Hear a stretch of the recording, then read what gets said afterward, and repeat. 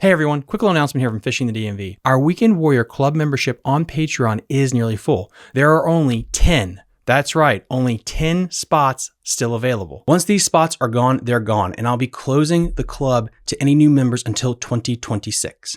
At that point, you can try to join again, but it'll be at a higher rate. So get your rates locked in now, and you'll gain access to our 5 fishing tournaments each year for Patreon members only, 5% off your orders to Jake's Bait and Tackle, 10% off your order to Tiger Crankbaits, 10% off your orders to Catoctin Creek Rods. You'll gain access to our private Facebook group community, loads of members only content, and of course, ad-free, commercial-free episodes of the show. You get all this for $6 a month, which is less than a pack of Cincos or a Jackhammer Chatterbait. Lock in these rates now because in 2026, I'm going to be increasing the rate to new members. And again, I'll give you an extra one here. I'll give you 8% off if you buy the membership for the year. So that'll be $66 for all of this value. There are only a few spots left, so hurry up and check out the link in the episode description. You're listening to Fishing the DMV with your host, Thomas Ahrens. Fishing the DMV is brought to you by Jake's Bait and Tackle, located in Winchester, Virginia. If that doesn't get you jacked up, I don't know what will. Good evening, everybody. Welcome back to Monday Night Live. It is here, March 24th, almost the last Monday in March. March has gone by so fast. We did have a show scheduled for you today with Rob England, who's going to talk about the James River, but I don't know where he went. Never heard back from him. So, just like a good quarterback, in the last couple of minutes, you call a huddle and you call an audible and you bring out your kicker. You bring up the next guy to do the job. And I got Brian, the man, the myth, the legend. Next guy, everybody. You are the guy that comes in to save the day at the end of every football game. What's up, everybody? What up, boss?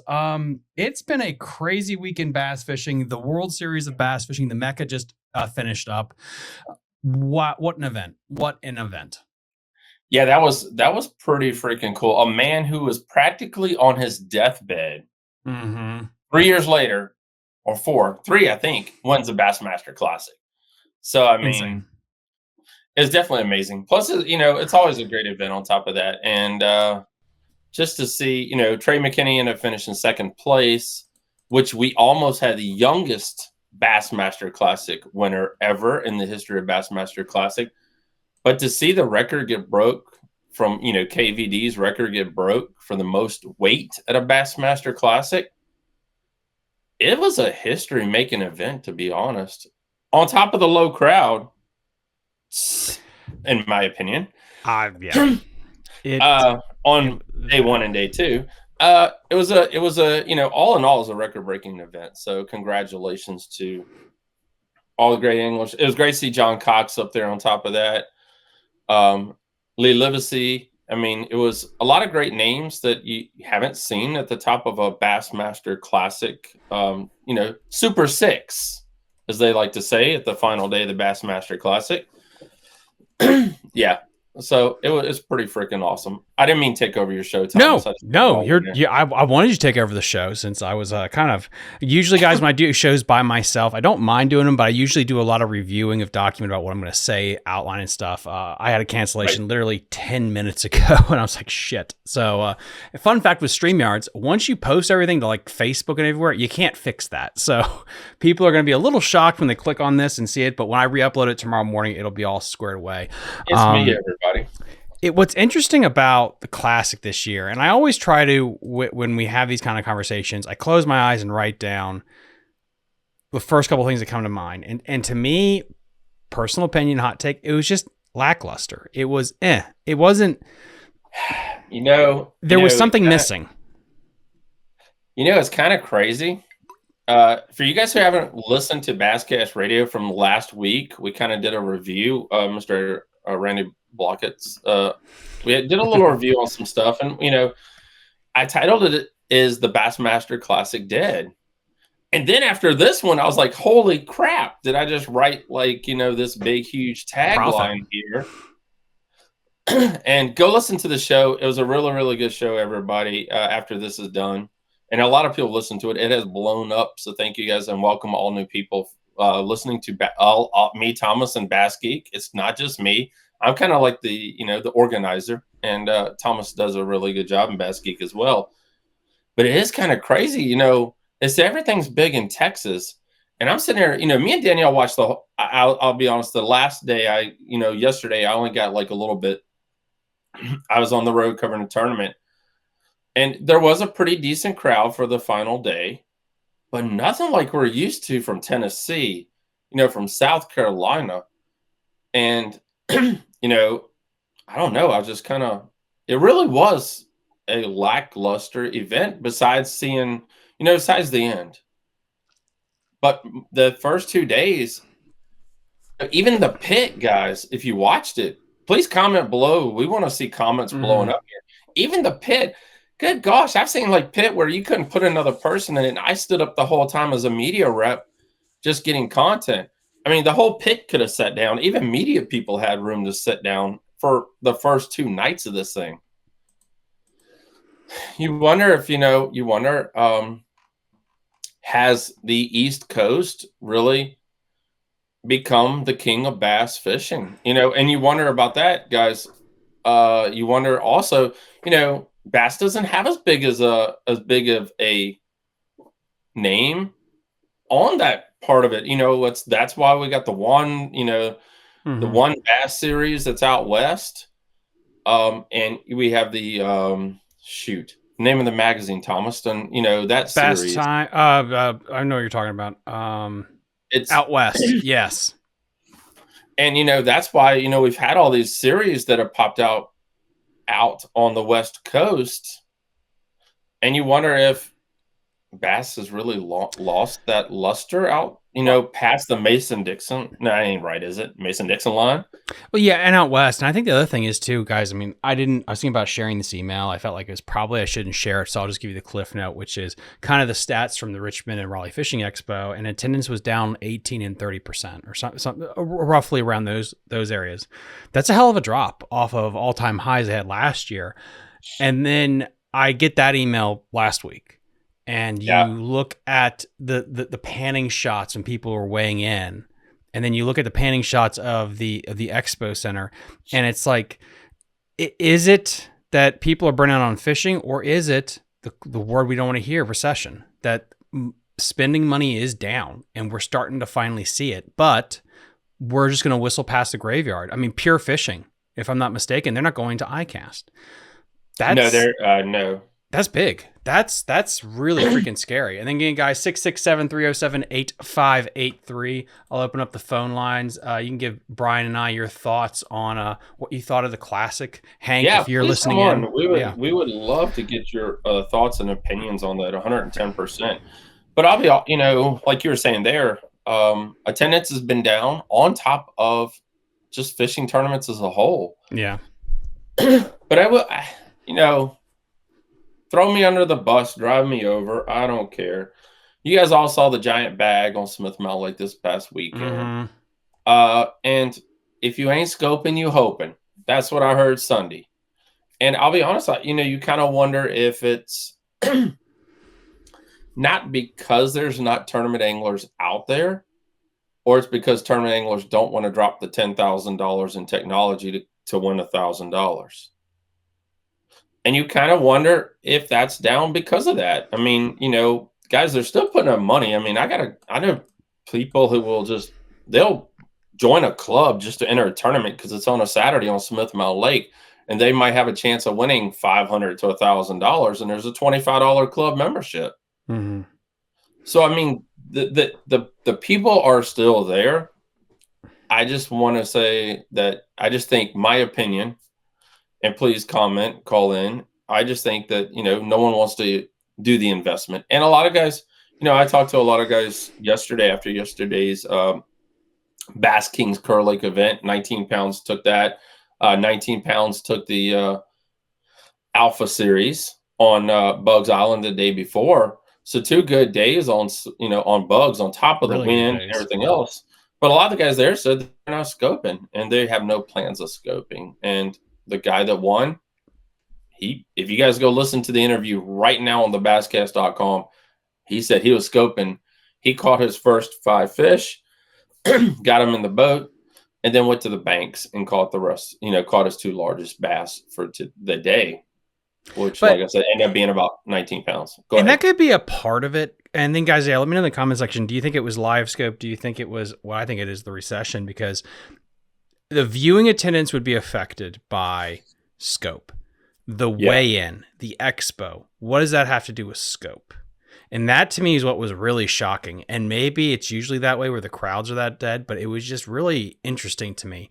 The weather was also an issue too. Like, it wasn't fantastic. I know the kayak series, day one got canceled. Yes. The practice was kind of hit or miss. There were talks like, oh, the person that wins this thing will potentially not even catch a limit each day, which, okay, tough conditions are no big deal. We got right there. TG Outdoors. Thomas, your mic is really quiet compared to Mr. Bass's. Yeah, no. Hey, boss, I'll adjust it, but of course, this is going to be re-uploaded tomorrow morning with an appropriate title, thumbnail, and everything. Because if you guys don't know, if you're just tuning in, no smallmouth tonight. Sorry about that. My guest kind of disappeared on me. So we're doing a show early, which is the Bassmaster Classic review show right now. So I adjusted my mic a little bit, but it'll be perfect tomorrow morning. Nice, glassy, and clean. If you want to call in, you're going to win a gift card to Jake's Bait and Tackle, 667-307-8583. Call in number. You automatically win a gift card to Jake's Bait and Tackle. We're going to try out that new software I got updated tonight. Oh, shoot. Easton Forgill. Very interesting dude. Followed up by Trey McKinney, Hunter Shryock is in fourth, and then Lee Livesey. The reason I went in that order is I was trying to go in order of age almost is what you could do here. It's insane that you have them so young. And this is something that you've been hinting at forever. Like, everything's getting younger, whether it is live scope or what I think it is. The college system is so insane right now at pulling out talent. Yeah. And we've been hinting at Trey McKinney forever. And then how Easton came out of nowhere and did this. It is really cool just for that storyline right there, that the youth is here to stay. But if you guys don't know, I mean, hopefully you guys all do know, Easton won 2 Bassmaster Open events. That's how he got qualified to fish the Classic. Plus, he did real well in the college series. But you guys know he was lucky to even be there. So, I mean, to have this trifecta for Easton was pretty freaking awesome. So, I mean, congratulations to him. Hats off. I mean, but yeah, he crushed him. I mean, Trey said that day one, he had a really good day one, and I watched a lot of day one, and caught some great bass. And then he didn't really want to say that his area dried up or anything like that, but nerves and all that good stuff that comes with bass fishing and being, what is Trey, 18, 19 years old? Mm-hmm. So, I mean, it can be pretty big, overwhelming being on a stage that big, even on a Bassmaster event, a regular Bassmaster event, if it's 500 people, it's pretty good. But being one where it's 1,000 people, 2,000, 3,000, it can be, and then the media, the long night, guys, these things we're an hour behind them and it still took forever. I just wish that we could figure out how to make this thing. It's almost like baseball, Thomas. I mean, they went to the 1 minute pitch count. I mean, it was how many, 55 anglers or something qualified. They cut it in half for the final day down to like 25 or 50 some, but it just took forever. But we did watch it. Danielle watched all the final day, and I only caught the last few minutes of the Super 6 because I was on the road. But it was a great wrap up, a great event. But where would you rank this? Where would you rank this Classic in your Holy cow. Wow. That is a great question. It's low.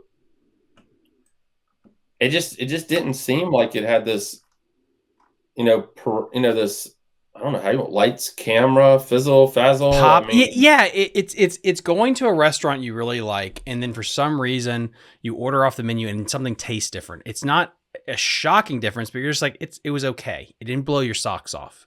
Did everybody watch Randy or something? Yeah. But he's been coming out with some in just, oof, dude. I mean, I think you could just make a channel reaction to some of his stuff. The newest video that he has up right now is after a terrible Classic. Where does bass go from here? Again, that's just Randy being Randy. You don't know how much of that is actually true versus just him being clickbaity. But it's not just him that's picking up the zeitgeist. That this Classic was there was something off about this thing. Is it that Zona wasn't one of the key guys, but technically he was still there in some capacity. He was there. Yeah. So what is missing from the formula that kind of made the Classic off? Or are we completely you wonder, like you said earlier, you wonder about the weather. The weather was bad. but people in Texas are used to that stuff. So I mean that shouldn't have been a big deal. But I saw photos from the expo. Now I just see a lot of photos from outside. There's a lot of people waiting to get inside. And I'm not sure, guys, we're couch potatoing this thing. We're not going to lie to you guys. We're not there. If you were there and you're watching this show, we'd love to get your call in. So please dial that number. We'd love to get your input on it. But just from what I saw photos, and I'm a professional photographer, everybody, there was not a lot of people in the background. And when there's a whole lot of people there and I'm taking a photo with Kevin Van Dam, there's usually like tons of people around. And I saw like 2, maybe 4. I mean, it was like, you kind of just wondered. And even, guys, even when Kevin Van Dam came out in that, I don't know how much you watched, but KVD came out, I think, the second day in that NASCAR car. I mean, or the final day. I mean, it was real just quiet. I mean, it's like, guys, it's King of Bass. I mean, and it's like just crickets in that place.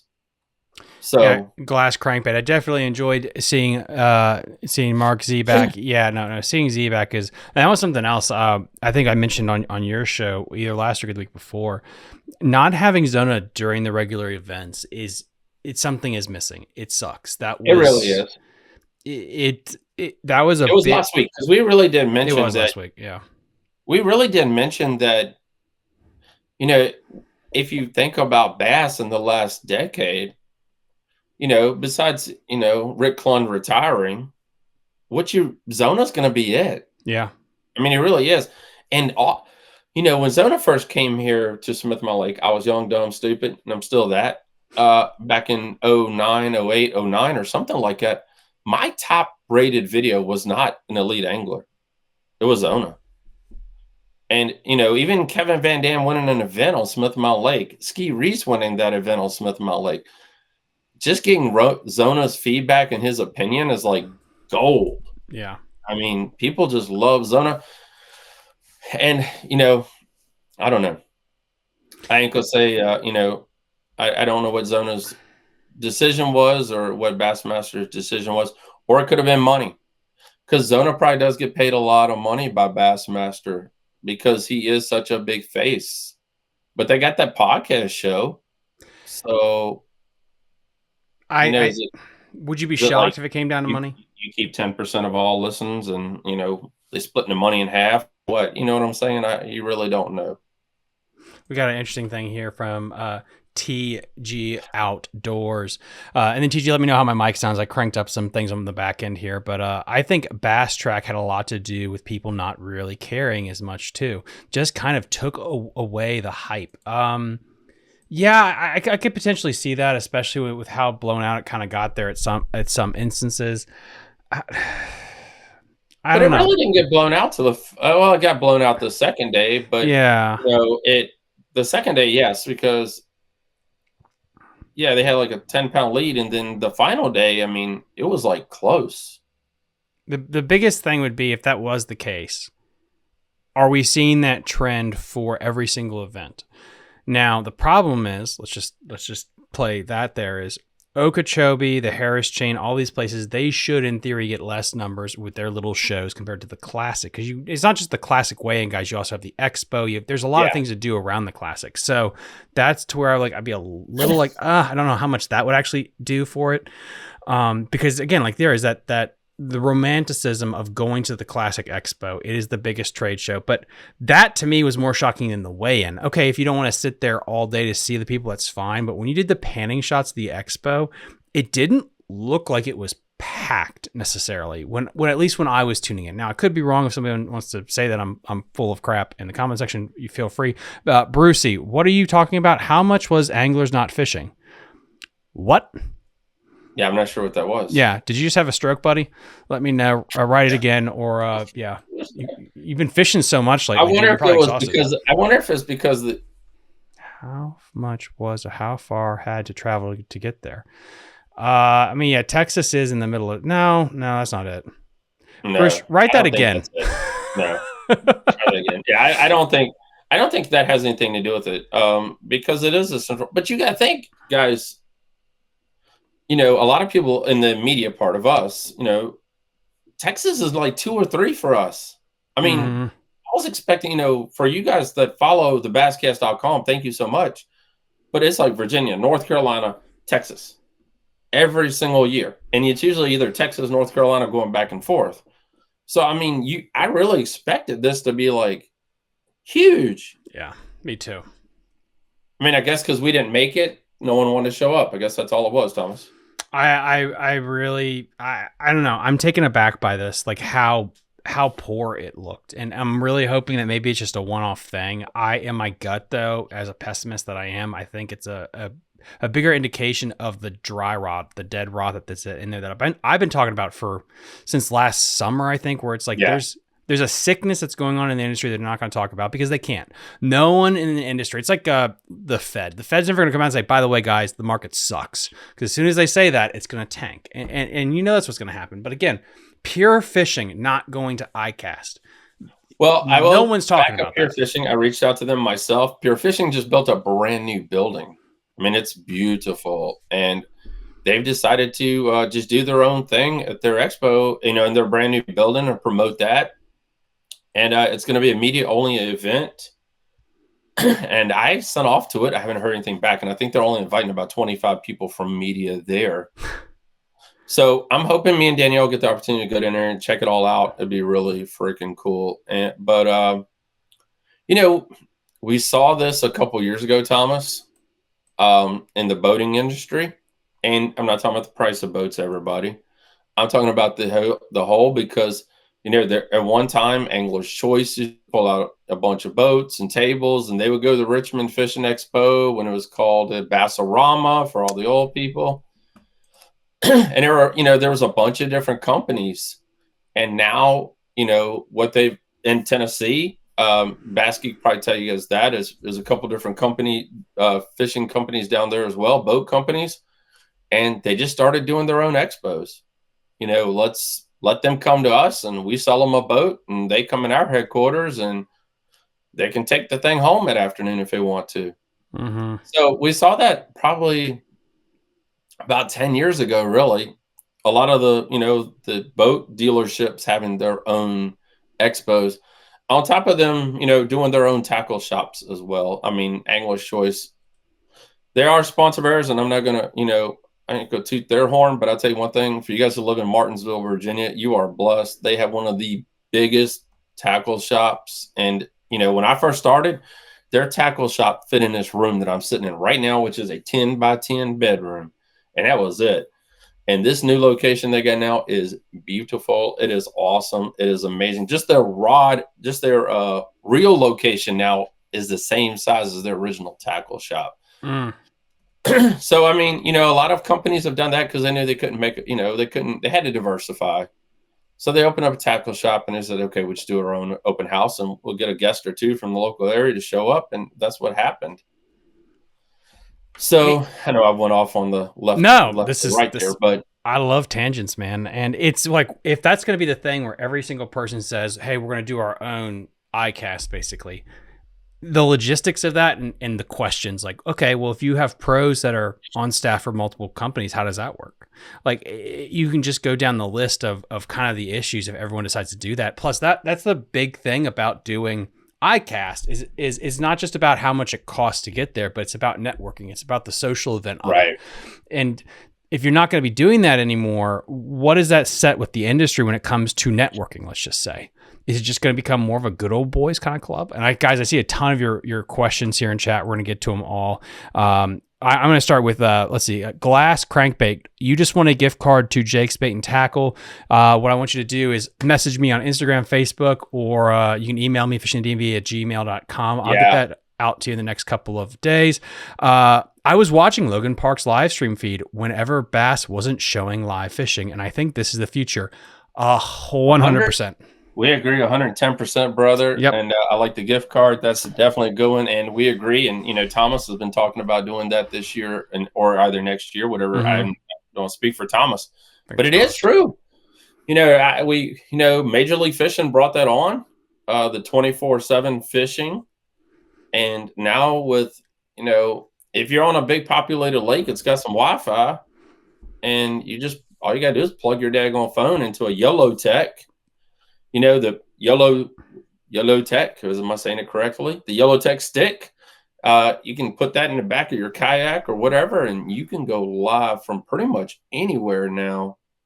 And yeah, I watched a little bit of it, and yeah, we agree. It really is the future of fishing. And it just kind of cuts the pie. Like everything just keeps cutting the pie one by one. And if let's say you get half the field with Starlink in their boat, what is that going to do to the viewing numbers? What is it going to do to the ratings? I don't know, because if let's say you usually, let's just say like, even number of 100, and a Scott Martin gets that in his boat, a Ben Milliken gets that in his boat, how many people do they pull away from Bassmaster.com on a Friday? Is that something that Bass wants? Like that's just, it's such an uncharted territory where they might be upset about that at some point. And then Lenny Speed, I'm going to get to I'll get to your question right now. They need to make iCast open to the public. And I know, guys, we got a ton of people pulling in. We got about 20 people watching on Instagram. Yeah, Lenny, that will never happen because that's what the Classic is for. The iCast is really for us to help promote the product, and it's kind of, it's kind of like the big trade show in Tennessee, that where you can go, everybody goes and gets the purchases. And it's kind of a way to kind of, I guess you can say it's a way to smoosh the buyers. I mean, we have happy hour at night, and it's a lot going on, but it really is. I mean, it's a way. I mean, I'll tell you this. I've been to one iCast. I love to go back, but it's not going to happen anytime soon. We've already talked about that. But, there's people walking around in 3-piece suits in this thing. I mean, this is like legit people with money. We're talking about big wigs, big company men who are in a Costa booth dropping thousands of dollars on the latest brand so it can be in your local tackle store. So it's a total different thing, but I don't ever see it being public. I really don't. I mean, I can see, the other one I was thinking what Pittman Creek. Yeah, I was thinking about Pittman, right? It's Pittman Creek, the other the show that's not open to the public, that's for sales and everything. And it's just a miniature iCast, but I never see it being open because that's how you guys get your stuff there. Some of the stuff at the Classic, and then the rest is in the store. So go ahead, Thomas. It's going to be interesting. Guys, just leave your comments right here. I'll make sure we get all your questions answered before we finish up on this abbreviated show tonight. How much of it had to do with the anglers that did not make the Classic? And what part did the distance that fans had to travel to get the show itself? So with that said, I also have up here the people that were some of the names that were actually in the Classic this year, just to kind of like, I just want to compare and contrast, Bruce, what you're saying there. Here we go. So we got this guy called Trey McKinney, of course. Okay, he's a big deal. Hunter Shryock, Corey Johnson, John Cox, this guy called Chris Johnson, Carl Jakobsen, I think, has some followers. There's this Ben Milliken guy. I think he's good on YouTube too. Scott Martin. My point is, Bruce, is just kind of just playing devil's advocate. There's still a lot of big names at this Classic that have a huge fan base. But I will say for Bruce, it was probably a 50-50. Yeah. It really was kind of a 50-50. I mean, because you were missing like Brandon Polinick. I mean, BP, Polinick brings in a crap load of people. But it was, but you have that every single year almost that didn't qualify, that are a lot of big names. But I understand what Bruce talking about, the distance to travel, but we also got to know, Texas paid for this thing. I mean, that's how it's all done, people. I mean, he who has the most money wins. And they bring for tourists. But you got to think, man, Texas is so freaking big. So many lakes. There's so many anglers. That's surprising, yeah. You wonder if it just ended up on a big weekend that, I don't know, that there were 4 BFL tournaments. I don't know. You know what I'm saying? It could have been something like, I got a tournament this weekend. I can't go fish for, I can't go watch a Classic because there's a big tournament on my local lake. We really didn't research that. But you kind of wonder, that was the reason why a lot of people didn't show up on Friday and Saturday. They pre-fished on Friday and they fished a tournament on Saturday. And there was a decent crowd there on Sunday for the final day. But hey, there was a kayak tournament this past weekend, a big name that me and Thomas know that hosted a kayak tournament this past weekend. I mean, Yeah. And like I want to get into that too about like with the Classic, and you had this big, you had the big kayak Bassmaster thing that happened too. And just to put a nail in this, kayaking to them is always going to be subordinate to the boats, and you can tell with how they structured it. It is the appetizer to the boat thing, the Classic. And with that in mind, all you kayak guys understand now that Hobie's gone, how detrimental this is to kayak fishing. That Bassmaster is using this to basically boost their bass boat numbers right now, and you can tell that by how they structured this event. And that's just my thought, unless somebody else wants to say something about it. And it sucks. It really does if this is going to be the course of how kayak fishing goes for the next couple of years. I think there is hope of another organization maybe at some point taking its lunch, but we will wait and see how that goes down. We really do need somebody to kind of step up and really be organized and take the world of kayak fishing back and put it back where it needs to be. That kind of started as to Buffalo right there.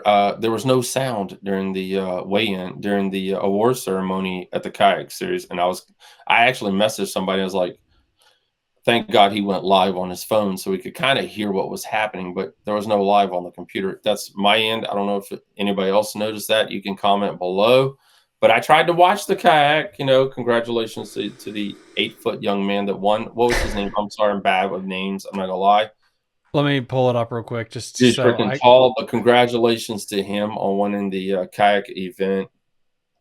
Thomas going to bring it up real quick. Yeah, well, we're going to have this question right here while I do that. Josh Whittington, it definitely didn't feel like the Classic weekend. Seems so watered down anymore.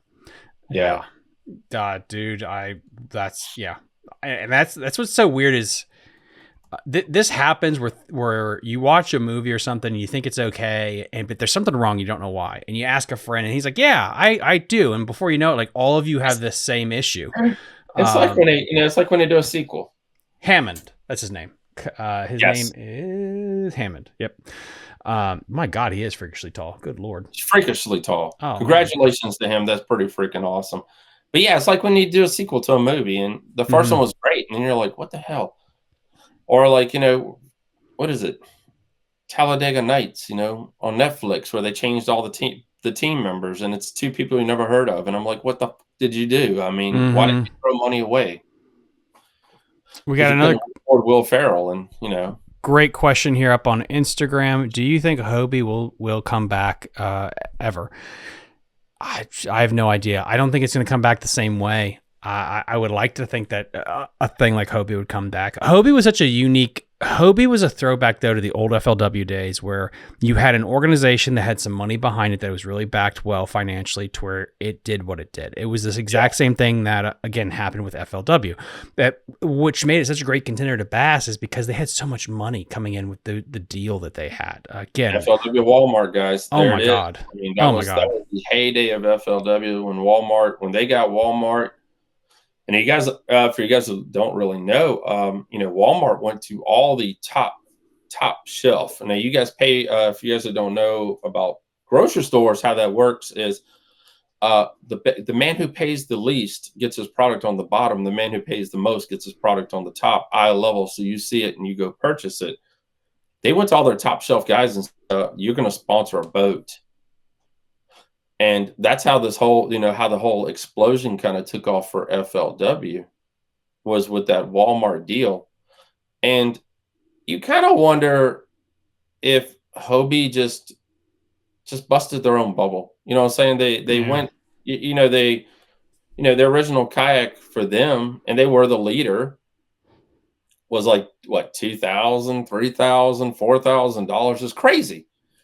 And you kind of wonder if they just kind of eventually price themselves out of a market where, I mean, I can get a John boat. I can get an aluminum boat now for, a good used one for what I was paying for a kayak or a Hobie kayak. Oh, I mean, that's a whole rabbit hole you could go down with the kayak world about. But you kind of wonder, but you're right, though, guys. That Hobie World Tour they used to do was freaking awesome. It was on TV. Yep. I mean, you bring anglers from all over the globe, and that was freaking awesome fishing. And Hobie just blew up and fizzled. You kind of wonder, where did the money go? Here we go, guys. Lenny has like a massive chat in here. It's broken in a couple of parts. Lenny says, another take, they need to shut down Bass Track 2 hours before weigh-in. It keeps It is shut down, isn't it? Keeps the suspense there. Apparently not. Like Easton caught an 8-pounder at 2:30, and Bass Track updated and basically sealed the deal. Before that, it would have been an intense weigh-in, not knowing that 8-pounder was caught. Yeah, Lenny, that's true. Yeah, I mean that's that's the other thing too is are you trying to be a made for TV thing or are you trying to be an in-person event? You know, Major League Fishing, I thought their biggest thing, their thought was we're going to be more for TV. We don't really care about the crowds. That's how we're going to structure the whole competition, all that stuff. If the Classic's going to be more in-person-ish, yeah, you have so much of this stuff at your fingertips. I can completely see. But again, this has been something I've been saying forever. That's Bass's problem. If somebody, let's say if Easton had a massive lead Sunday morning, that should, in theory, kill crowds because it takes a crazy day for somebody to catch them. Can it happen? Absolutely. And when that happens, it's magic and we will remember it forever. But 9 times out of 10, it doesn't. And again, I really wish I could see their numbers because so many shows that we've been to this year said everything was down and then the Classic is down. Why is this happening? Is it just because people are oversaturated like Kenny and Lenny are saying in my comment section, or is it something bigger? And it's the recession word. Josh says, I can say checked Bass Track when I looked. I could be wrong. Trey said he had another 30-pound bag coming in and had 26 pounds. Yeah. That's always a lot, guys. Yeah. Always a lot. And, if you watch day one, all of you guys know a lot of the anglers that came in some giant bags pretty much didn't put much in Bass Track. And you don't have to put anything in Bass Track, to be honest. You can say you got 0 all freaking day long coming with a 30-pound bag. They just encourage you to put that in there to kind of, give suspense, because also I got web traffic. You know what I'm saying? If I got Bass Track going, even for us and, the kayak side of it, when you guys upload your fish and if you upload them throughout the day, that gives me traffic, Thomas traffic, all of us traffic on our media websites and sponsors. And that's how the whole thing is paid for. Excuse me. But, yeah, that just encourages because, even in Major League Fishing, sometimes they don't do that as well. But, the bubble scales pretty much helps them keep track of it. But I don't think it's a mandatory deal where you have to enter. There's a lot of rules these boys don't really follow, let's say. Another question here on Instagram is, I would like to see the viewing numbers for, was it Fox Sport? Comcast versus Classic attendance. Okay. Let me read that question again. Oh, I get what you're saying. Yeah. Basically, you watch from home. Yeah. Question is from JG Philly is, I'm going to summarize this question here, which is, what are the viewing numbers at home compared to the attendance at the Classic? That is huge because let's say the viewing is through the roof, or they're going to lie and say it. Great. Does that mean that we just are finally at that precipice of people don't really want to show up for these events? And if that's the case, that's a whole other Pandora's box, in my opinion, because how all these events are structured are basically counties paying to have it, knowing that people will show up. But if this is truly becoming a digital thing where people aren't going to show up, how is that going to affect things going forward? I do not want to see that to ever happen. I ain't gonna lie. I really love. I mean, I didn't want to go to Texas. Texas is just too far. I don't get enough bang for my buck, and I've already told you guys this so many times. We will all be there in Tennessee. That's the plan. If we have to drag Thomas there, we'll be there in Tennessee because it's right down the road. South Carolina, the same. If it comes back there, we'll be there because it's only about 5 hours down the road.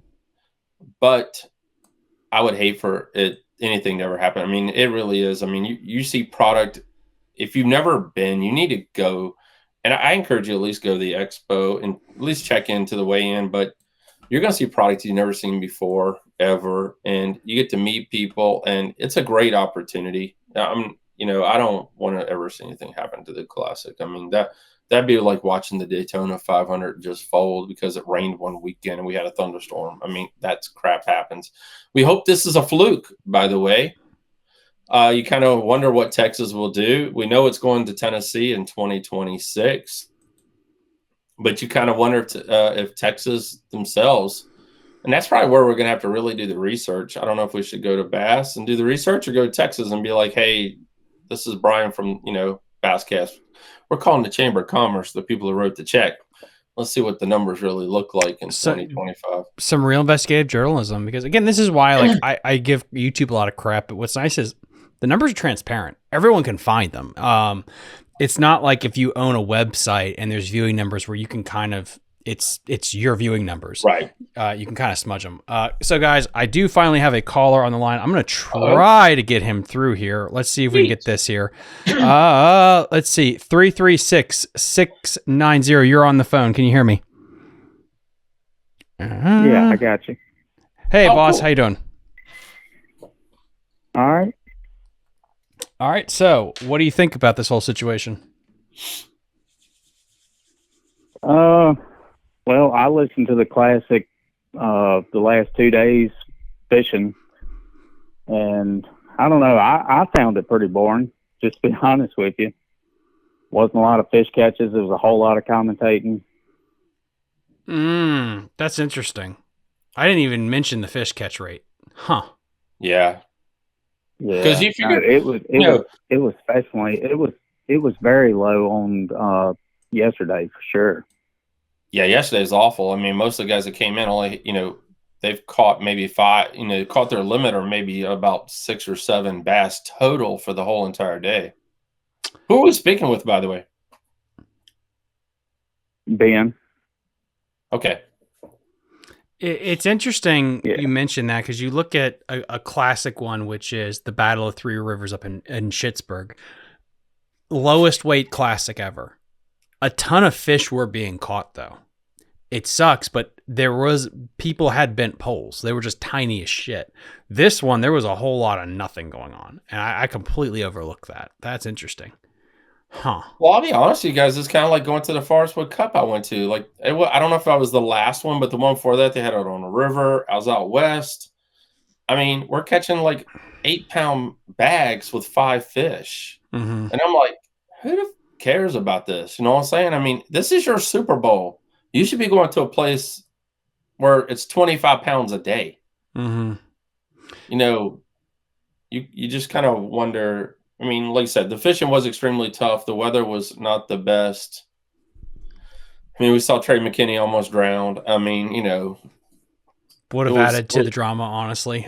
Yeah, it would have. Yes. Thank God nothing happened. Yeah. I mean, he's young, but I'll tell you one thing, if it had been an elder angler, it probably would have been really rough, because, most time these guys are out there by themselves. Yeah. So, could you imagine if poor Randy Brockett or, Tommy Biffle fell in the drink like that? Oh my gosh, it'd have been really bad. That'd have been like really, really, really freaking bad, because that was bad. That was a bad day on the lake. Yeah, it was. So, hey, boss, before I let you go, do you got any more thoughts? Well, one comment I seen somebody put on there was, talking about the live coverage, and they kind of let the cat out of the bag before, the weigh-in, and I've always said that, like, here in the last couple of years, is like, we've almost got too much live coverage. Over the top, yeah. It needs to be cut down, Yeah. I remember when it used to cut off like hours before the weigh-in. Mm-hmm. Like when it went off at like 11 or 2 or something, that was it. You didn't have any live coverage really until like 2 hours later when the weigh-in started. And now it is up to like 15 minutes I think it's about an hour in between. Well, I can't say. Well, the Saturday, if you guys that don't know, there's a really bad accident Saturday. Saturdays went on till, like, for us, it went on to like 9:30 at night, seemed like. But because there is a travel time that they have from the lake, and I guess that was pretty much, so it was about an hour and a half, but it really did cut off at the end of lines out, where in the past it has cut off earlier. Because you figure, I think they had like a 45-minute ride to get to the center itself. And I think it really comes down to, like, what are they trying to do? Again, guys, call in number 667-307-8583. I'll take one more phone call tonight. If you are trying to boost your weigh-in attendance, whether it's viewing or in person, you got to choke down that kind of coverage. You do. Mm-hmm. Or on the flip side, you do the MLF route, because guess what? If every fish counts, it makes it a lot harder compared to what people think about it. It's a lot harder for the score to get so out of crazy that there's not a fighting chance in the last couple of minutes. That's just how it is. And so when you are playing this 5 fish limit game like you are in Texas, it's so easy for this thing to get knocked out of the park very quickly. And I do see where you have to maybe choke the information to try to build suspense compared to an event style where every fish counts, to where like you can run up the score. No one's ever out of it. You got to keep the pressure. Again, those are my thoughts. People can let me know in the comment section down below. Boss, you got any more thoughts? Me? I'm just listening to you. It's great, man. All right. Dude, you just won a gift card to Jake's Bait and Tackle. So if you could just email me, fishingthedmv@gmail.com, I'll get that to you in the next 24 hours, boss. All right. Appreciate it, guys. Yeah, you're welcome. Thanks, boss. Thank you. All right. There you guys have it. Hey, glad to update. This is the only thing, guys, I really hate about Macs and all this software crap now. You don't own anything. It's always like you need to update stuff. And so it's always weird about like, all right, it's going to update. Will it work? Oh, dang. Who knows? Here we go. We got some hot, spicy stuff. Mark Edwards. All right. Disagree. Most MLF BPT is over in the first period.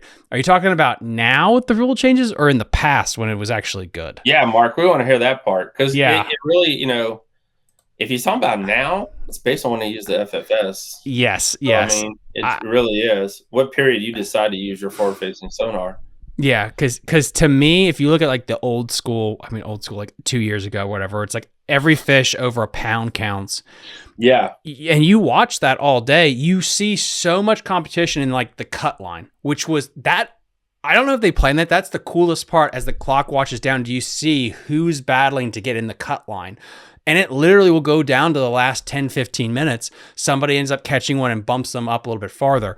So the cut line drama was always fun to me to watch with those older BPT events before they did this weird, I don't know. They did way too much coke and they said like, well, let's just smash everything together. And every other, it just, the rules there, dude, whew, they are crazy.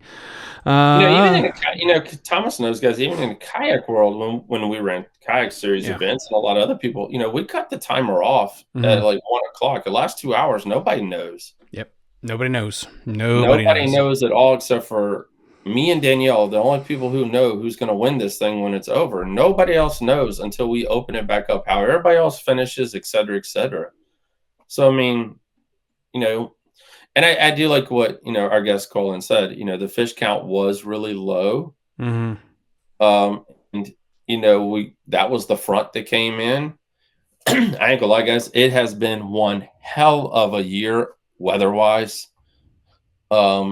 Just here, I mean, events being canceled for me, not me, but events I've gone to, big events that have been canceled this year.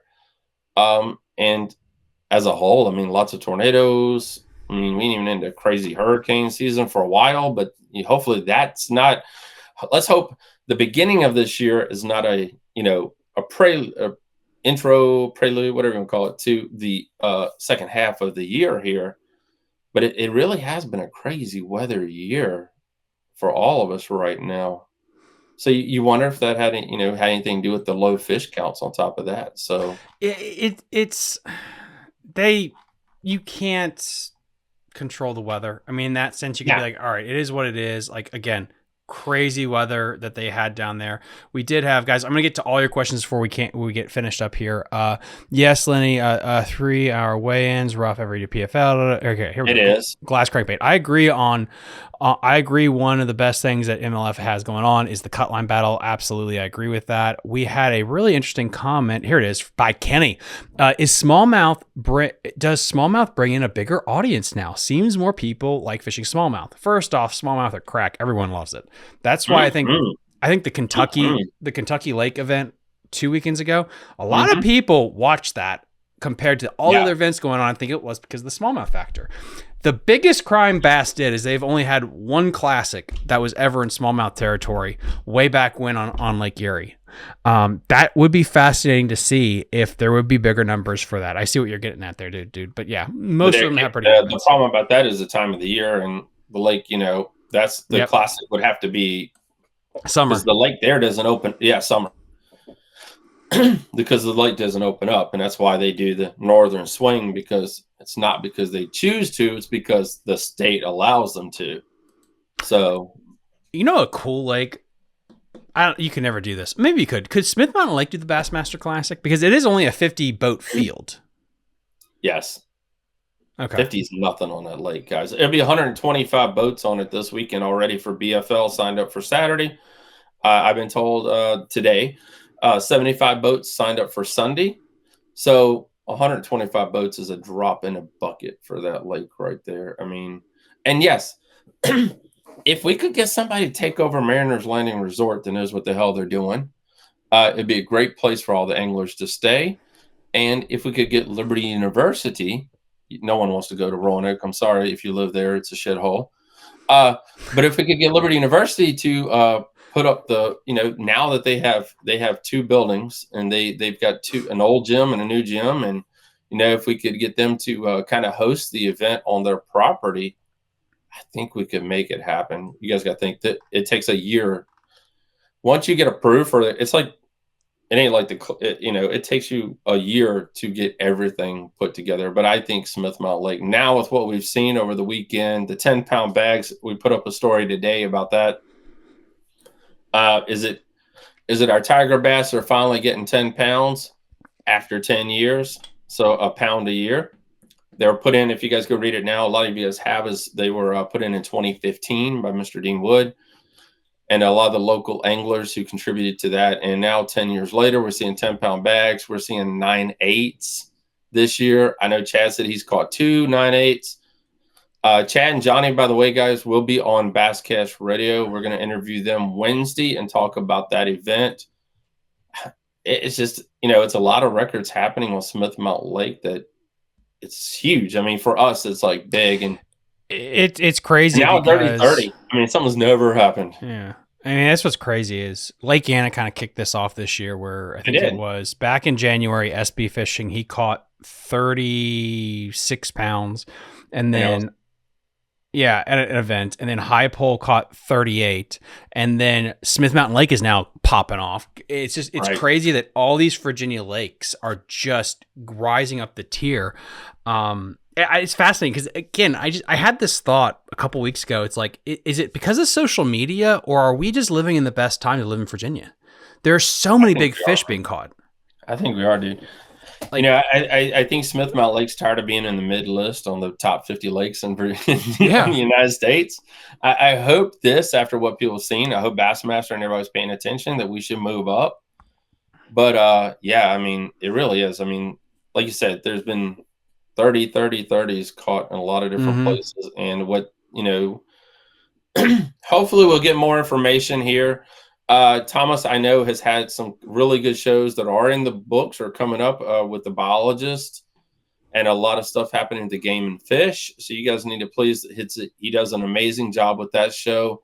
I watched that show. I watch live too if I'm at home, but you guys need to check them out. But we've invested a lot of money into Smith Mountain Lake. Those tiger bass were not cheap. And you're talking about thousands, like 30,000, like 50,000. I don't know how many hundreds of thousands been put in that lake so far to get to where we are today. And all fish are thrown back. We got a question here for Brian, TG Outdoors. Brian, are you going to be at the Big Bass Tour and the BassCast event on Smith? Yes, I will be at the Big Bass Tour on Smith Mountain Lake. I always try to make it. I'm not going to lie to you guys who are not fishing the Big Bass Tour. You need to go on down and check out the Bassmaster event that's going to be held a couple hours away from us this year down in North Carolina, because we've been kind of promoting that and the MPFL event. There's a lot of stuff happening. But, yes, I will be at all events. I'll be there all 3 days. I'm probably going to camp out the state park. So if you guys want to hang out, and if you're camping out the state park, you will see the BassCast ride with the tent on top. And we're just going to hang out up there and get to meet everybody. And tell you one thing, I hung out with some people last year for the Big Bass Tour. We ate pretty daggone good and have a great time. So come on out and hang out with us at the Big Bass Tour. I I don't think we're going to see what we're seeing now. We had Chad on. Was that 2 episodes or 8 episodes ago now? Yeah. No, two, because last week we did our own 2. thing. And I don't think it's in the, I think it's towards the end of April, because it's the weekend after my tournament, and I'll be the BassCast tournament on Smith. Heavy hitters? No, that's in May. That's in May. Okay, cool. Getting that That's straight in for May. everyone home. Yep. So, I don't, I'm hoping we see a 7.5 to at least an 8-pounder take the Big Bass Tour event on Smith Mountain Lake in 2025. You guys all know they're only coming back for one. They say they're only coming back once this year, but we'll see. I think the dates kind of got swapped on them, so they were able to throw an event back in there. Yeah, that is interesting. Last year. Why they're only doing one this year, but I don't know. You got the heavy hitters, and then Mark, I see what you're saying there too about are we going to be at the heavy hitters event? I will see if my schedule will allow it. I'm trying very hard to do. Mark, I'm going to come up. I'm probably just going to throw in the books a couple hours early. You guys know it's at the free ramp. You better come early, or you're not going to have a place to park. It does not hold a lot of cars.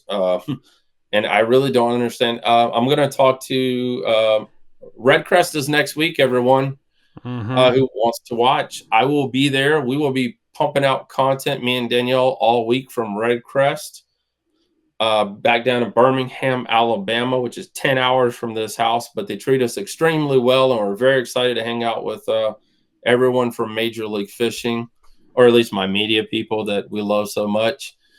Joe and Charity. They do an amazing job. We're going to talk about the event that's going to be held on Smith Mountain Lake, and hopefully that kind of help them navigate this thing. But it's going to be a pretty cool event, and it's we're bringing Franklin County's running this event, so it's going to bring a lot of on top of what the BassCast and what we have done. This, and then I think Chad said MPFL is coming to Smith Mountain Lake in 2026. Is that what he said? I think he said that. I haven't seen it yet, but I'll wait. I want confirmation before I say anything. I want confirmation as well. But I mean, with some big events coming, guys, we might be we might be a Bassmaster Classic bound in the next couple of years. Someone really wants to throw the money at it. Red Crest, will this be the last 100K? How many vendors going? If the elites, yeah, that's interesting. Yeah. I don't know. I mean, like I've been saying for a while, like, okay, there's a lot of tours. How much can the industry take this? I think this recession that we're going to be in is going to clean house and going to tighten things up. For everyone that thinks, though, that MLF is just going to fold, the problem is it has the best structure underneath of it. It really does. For better or worse, Bass does not have the BFLs or the Toyotas or any of this grassroots that helps feed it to keep it alive. The Opens is all they have. Exactly. So Bass is only able to get by on the cult personality, which it has. God love all of them. They do have it. But I don't think Boyd's going anywhere. They can hemorrhage money all you want because everyone here is going to go fish the BFLs, and the BFLs is their lifeblood. Until people stop showing up for the BFLs. 120 boats fishing Saturday, and that's right now. So, and it's just a Monday night. So, I know another probably 20 boats, 30 boats will show up. There'll probably be 150 boats on Smith Mountain Lake on Saturday. Thank God I'm not there. So, I mean, because, I mean, I think everybody wants to fish. What is that? They're All-American. Is that what they call it at the end of the year? Yeah. Mid-year is a big event that a lot of the guys shoot for every single year. So, I mean, like you said, there's just a different structure there, and that's why Major League Fishing purchased FLW. Yeah, and then we had Mark right here that says everyone, they're down this year. Everyone's down. It's because we're in a recession. But my point is that the numbers, the numbers are not down enough to where it's going to be a major issue. So, like, again, Palantir or Amazon, Google could say, like, our stock price is down. Yeah, but it's still above all-time highs. It's still at a good evaluation. And that's kind of what I'm meaning by this. Yes, it is 100% down from COVID years, which was the absolute stratosphere, but it's still high enough to where I think they're going to be okay. Could be wrong. What's happening is, like, COVID had this whole entire high right here. I've big into the stocks and all that crazy crap. But, it had this high because, everybody's home purchasing. And now it's just a level back out to where it originally was. Yeah. It took a little time. Some companies, it didn't take any time. But some of these companies have pretty much leveled back out to where they were after COVID, before COVID. Exactly. So I know the numbers are down, but it's just like, how much does it have to stay down for them to feel pain? Who knows? Guys, I think I got through all of your questions here. Josh says, it'd even be cool if it was on the James River for the Classic. Yeah, I mean, like, there's a lot of places that you could actually have it that would be really, really cool, but who knows? James would be, dude, the James really would be freaking awesome for that a would be any Classic. place. I am not lying. That would probably, to be honest, I would think that'd be better in Smith Mount Lake. You're next to You're right there in Henrico County and Richmond and all this stuff. Plenty of places to people to. That's what's killing the Classic from coming to Smith Mount Lake. There, you have to get an Airbnb. If you put all the anglers in one hotel, or if you brought them all back to Liberty. Now, Liberty has done, here, for you guys who don't know much about Liberty University, it's the largest Christian Bible college in the United States, I think. And we got hotels galore. I mean, we got hotels out the wing. So it's plenty of places for people to stay here. And it's not much different time travel than a lot of the Classics that me and Danielle have been to and I have been to, where it's 45 minutes travel back with the fish and then another 45 minutes to dump them back into the lake after the weigh-in's all done. So I don't see that where being a problem. The problem would be Lynchburg would have to put up money, and then someone else had to put up money, because it can't be done all in one location. So you kind of wonder who would want to put up with the money. And Lynchburg really doesn't care. It wouldn't make them any money. It would have to be, and that's where the first couple of years that the elites were on Smith Mount Lake, Bedford and Franklin County put up the money, because I think it was $50,000 to bring them. They wrote a $25,000 check between them. Didn't know what the hell they were doing. Really didn't get any help from any of the local anglers, and said, we're media people. We were used to running parties. And, we're used to hosting events. You're not used to hosting a Bassmaster event of this magnitude. So, and we're in a different body of water now. Last question of the night, guys, is from BCal. I'm not sure where they would do the weigh-in if the James River, no more big arenas to drive in. That would be interesting about the arena situation. That would be, and Bruce is right. That would be the problem there. Where, at Liberty right there, they just built a brand new basketball gym a year ago. They've got their old Vine Center at Liberty University, which could be used for events. And, it's just a big freaking campus on top of that they could do the outdoor show. And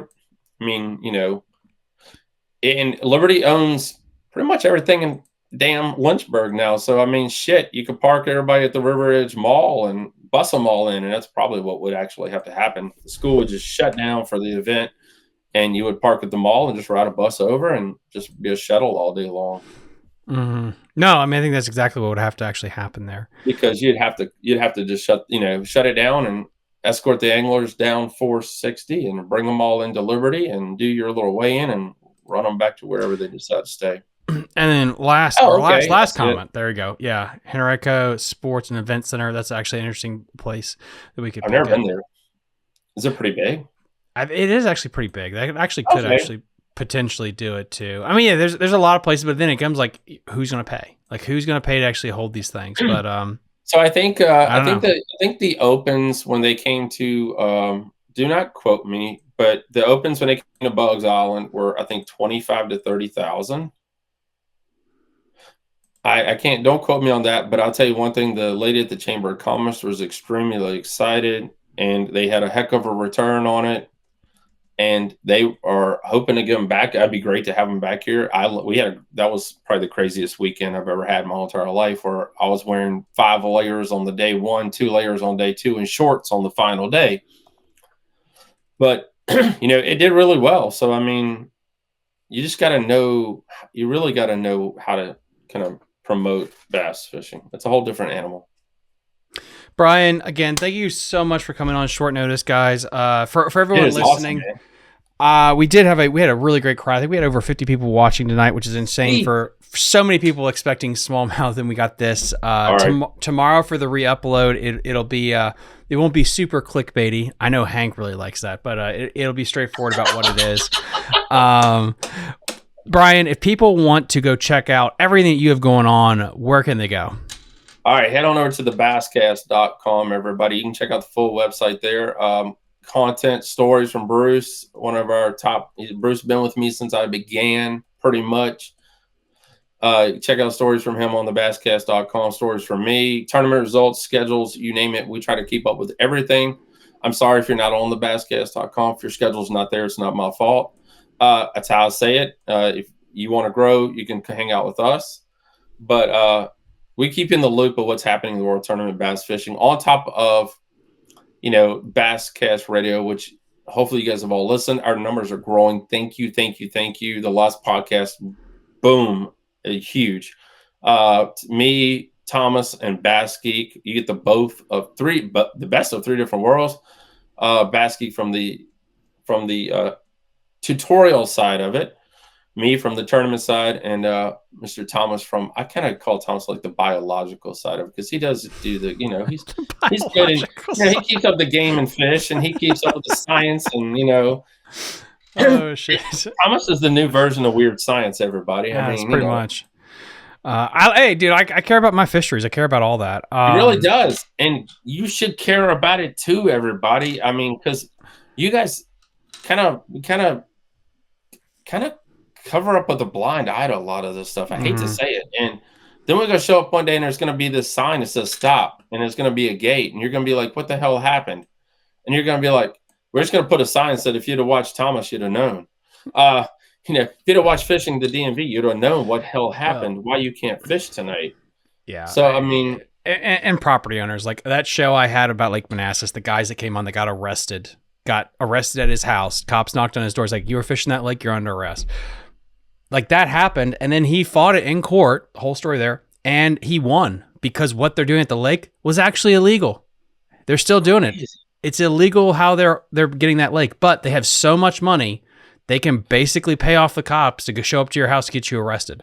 Why? Because it's a privately owned resort that's around most of that lake that all the bigwigs from DC go to. Guys, this will happen at Smith and Lake Anna at some point. When it gets so expensive to be around that lake that the houses are $1 billion, you don't think they're going to be like, yeah, you plebs, you're not allowed on our pool. Yeah, that's true. I mean, because it's owned by the, you guys know, I mean, it's owned by the power company. I mean, AEP owns it. So, I mean, if they're, the pleasure boaters and the pontooners and the jet skiers, and we hope it never happens. Not in my lifetime. I hope it never happens in my lifetime. But like you said, we never know what could happen. So it's always good to stay in the loop and, call, what do you say back in the day? Call your local congressman or your local mayor, governor, whatever it is. And, tell them, keep our waters free for everyone to be a part of. And you should do that anyway. But, dude, I appreciate you allowing me to come on tonight. It was a great show. And, we had a lot bundled up from this past weekend, and you allowed me to kind of word vomit, and it was pretty awesome because it really was like, what the fuck happened at the 2025 Bassmaster Classic? It was weird, and I'm glad, things happened that allowed us to have this show, because a couple of my friends said the same thing. It's like something was off about this, and we'll probably talk a little bit about this with Geek on Wednesday at some point, either before, during, or after we record. Because there was something that was just off. It wasn't necessarily bad, but it was just kind of like a meh. I wasn't blown away by it. But guys, go check out Brian. Again, guys, link in the episode description, everything we talk about. This thing will be re-uploaded tomorrow morning on Spotify, Apple Podcasts, iHeartRadio, all those places with all of Brian's information. Go check it out. And then again, guys, if you could, please go check me out on Patreon. I would love to do this full-time someday. And because sponsorships absolutely suck, it's because of all my Patreon supporters. That's the only reason I'm allowed to exist and live. We have 8 more spots left before, there's going to be no more spots for a little bit of time, just so I can get things organized and make you guys feel like you are helping out, which you are. So please go support me on Patreon, support the show, and we will see you guys next time on Fishing the DMV. Bye. You're listening to Fishing the DMV with your host, Thomas Ahrens. Fishing the DMV is brought to you by Jake's Bait and Tackle, located in Winchester, Virginia. If that doesn't get you jacked up, I don't know what will.